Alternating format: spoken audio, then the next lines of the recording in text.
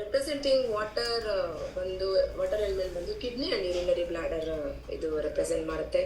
Energy ಬಂದಿದ್ರದ್ದು ತತ್ವ cold, ತಂಪಾದಂತಹ ಒಂದು energy ಇದು ನಿಮಗೆ ಬಾಡಿ ಕೊಡುತ್ತೆ. ಸೊ ಟೇಸ್ಟ್ ಸಾಲ್ಟಿ ಆಗಿರುತ್ತೆ. ಹಾಗಂತೇಳಿ ತುಂಬ ಸಾಲ್ಟ್ ತಗೊಳ್ಳೋದಲ್ಲ, ಅದು ವಾಟರಲ್ಲಿ ಸಾಲ್ಟ್ ಕಂಟೆಂಟ್ ಏನಿದೆ ಅದನ್ನು ಮೆಟಬಲೈಸ್ ಮಾಡುತ್ತೆ. ಸೊ ಎಕ್ಸ್ಕ್ರೇಟರಿ ನಿಮ್ಮ ಬಾಡಿನಲ್ಲಿರುವಂಥ ಎಲ್ಲ ಡಿಟಾಕ್ಸಿಫೈ ಮಾಡುವಂಥ ಕೆಲಸ ಇದು ಮಾಡುತ್ತೆ ವಾಟರ್ ಮೆಟಬಾಲಿಸಮ್.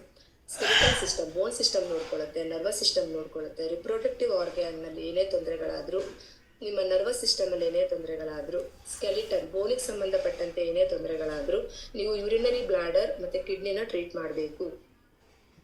ಇದರ ರಿಫ್ಲೆಕ್ಸ್ ಆರ್ಗ್ಯಾನ್ ಇಯರ್. ನಾನು ಆಗಲೇ ಹೇಳ್ದೆ ಇಲ್ಲ, ಇಯರ್ ಪ್ರಾಬ್ಲಮ್ ಆದಾಗ ನಾನು ಇಲ್ಲಿ ಪ್ರೆಷರ್ ಕೊಟ್ಟೆ ಅಂತೇಳಿ, ಆವತ್ತೇ ನನಗೆ ನಂಬಿಕೆ ಬಂದಿದ್ದು. So colour black brown blue ಇರೋವಂಥ ಕಲರ್ಗಳನ್ನ ನೀವು ತಿಂದಾಗ ಅಥವಾ ಊಟದಲ್ಲಿ ಉಪಯೋಗಿಸಿದಾಗ ಅಥವಾ ಇಲ್ಲಿ ಕಿಡ್ನಿ ಒಂದು ಸಮಸ್ಯೆಗಳಿಗೆ ಡಿಸೀಸ್ಗಳಿಗೆ ಕಟ್ಟಿದಾಗ ನಿಮಗೆ ಅದ್ಭುತವಾಗಿರೋ ರಿಸಲ್ಟ್ ಬರುತ್ತೆ, ಸೂಪರ್ ರಿಸಲ್ಟ್ ಬರುತ್ತೆ.